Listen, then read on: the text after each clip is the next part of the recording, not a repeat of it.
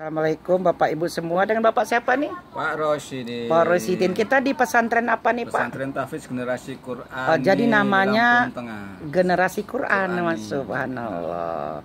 Pak Rosidin ini di Lampung Tengah ini masuk ya? Lampung Tengah. Padahal nggak jauh ya dari pertigaan Tegi Denang ya.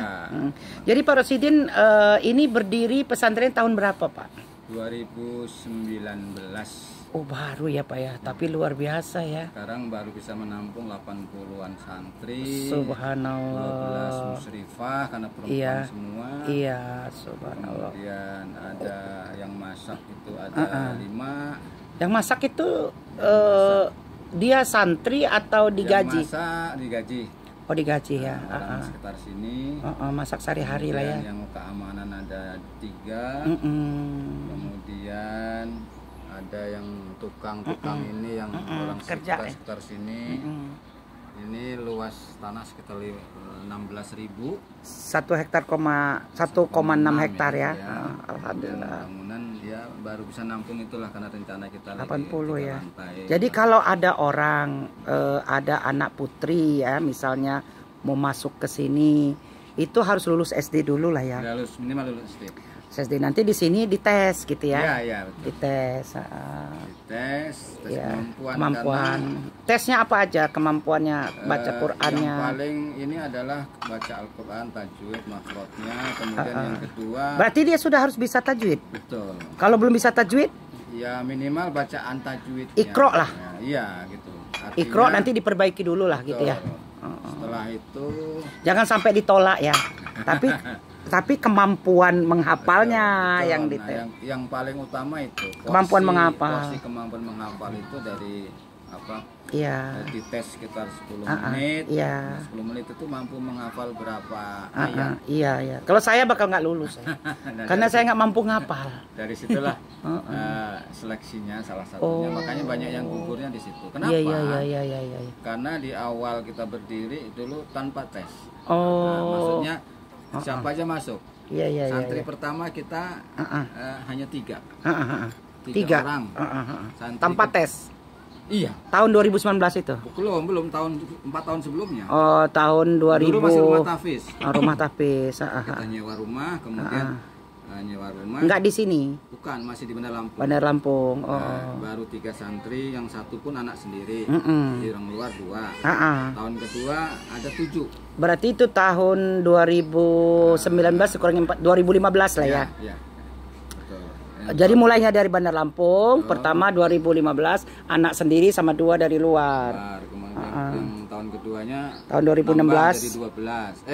Bukan 7. 7. Iya. Tahun ketiga 15. 15 tahun. Baru dapat ini karena lokasi udah sini. Muat lagi tempatnya, nyewa 2 lantai, 2 muat baru ke sini. Iya. Sini itu 2019. Betul. Nah, kesini ini tahun pertama berapa 2019 ini? Tahun pertama 2019, 15 terus nambah yang baru 2020 35, 2021 terus begitu. Jadi terus. kita sesuai dengan kondisi. Kalau yang mau masuk banyak. Pas kita mulai di sini, kita nerima pendaftaran itu waktu itu ada 200-an yang mau nyantri masuk di sini. Dari 24 provinsi. Rata-rata orang yang santri di sini nih, akhwat ini berapa tahun ring mereka itu hafal 30 juz itu? Kalau ada yang 3 tahun selesai 30 Subhanallah. Mungkin ada yang 3 tahun setengah ada yang nggak yang tamat SD? Pas dia SD kan ibtidaiyah ya. Terus dia mau masuk sanawiyah berarti kan 3 tahun di sini. Langsung hafal. Ada. Subhanallah.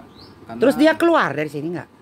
Apa lanjut aliyah? Dia ingin melanjutkan di tempat yang lain. Karena pelajaran yang sudah ada di sini sudah bahasanya mungkin sudah dikuasai semua lah. Subhanallah. Bahasa Arab ini juga? Arab ada. Bahasa Arab, Hafiz, terus itu apa lagi? Komputer? Matan jajari, matan yang lain juga. Terus wirausaha? Wirausaha itu yang kita itulah makanya kenal sama Bunda ini kepengen belajar wirausaha supaya mandiri take up. Wirausaha yang istilahnya itu multiplier contoh ya. Di sini nih memang sudah ada ini produk mereka, misalnya ada santri yang 1 jam aja dia mengerjakan produk itu, apakah kalau mungkin apakah habis subuh atau jam berapa gitu, atau jam 1 siang dia ngerjakan produknya. Misalnya dia buat kue misalnya ya, nah dia jual di kantin gitu. Nanti saya dukung, misalnya ada santri ini dia jual soto, jadi melatih jiwa. Jadi pengusaha itu jiwa dulu. Ada orang itu jiwanya itu jiwa bukan pengusaha, jiwa pekerja. Kalau jiwa pengusaha itu dia itu pengen memberikan kepuasan sama orang lain dengan dia berkarya. Itu kalau jiwa pengusaha. Tapi kalau jiwa pekerja, dia itu yang penting saya kerja, kamu bayar, sudah. Dan saya nggak mau ngambil resiko besar. Tapi resiko pekerja ada, nggak pernah kaya. Karena jadi pekerja itu ya dia ada batasnya. Contoh kalau kita kerja 8 jam sehari, honor kita itu taruhlah 100.000. 16 jam sehari, honor kita taruhlah 200.000. 16 jam mau ditingkat 18 jam udah nggak bisa lagi, udah mentok. Tapi kalau kita pengusaha, kalau jual 10 misalnya untungnya 1 juta misalnya. Kalau kita mau untung 10 juta tinggal dijadikan 1.000, dilipat gitu. Kalau mau untung 100 juta tinggal dilipatkan lagi. Kayak saya dulu usaha klinik umum, klinik bersalin, di depan juga bisa bikin nanti. Klinik umum, klinik bersalin, klinik gigi gitu ya. Nah, apalagi mereka ini kan perempuan ya. Nah, jadi mereka ini mestinya sudah diarahkan. Jadi nanti konstruksi hidup bahagia dunia akhirat. Jadi mereka sudah dikonstruksi. Suami mereka pun sudah dikasih kualifikasinya. Jadi nggak asal cari suami. Kualifikasinya suami itu enak dipandang, taat ibadah, tidak merokok, punya penghasilan, setia, penyayang kayak suami saya. Ini batuk ini. Batuk apa? Karena dengar mama ngomong. Dia kayak suami saya. Dia senyum-senyum. Kata dia gini, kok gua banget katanya. Ini masuk YouTube ini. Saya ada channel YouTube Bunda Ratu. Orang otak kanan ini memang otak kanan lebih berkembang ini memang ngomongnya loncat-loncat. Dia nggak runtut. Betul ya? Saya ini otak kanan yang berkembang. Daya imajinasinya tinggi. Tapi insya Allah masih aplikatif. Masih membumi. Visioner. Nggak halu. Jadi mereka ini, jadi saya pengen antum ini sudah punya konstruksi.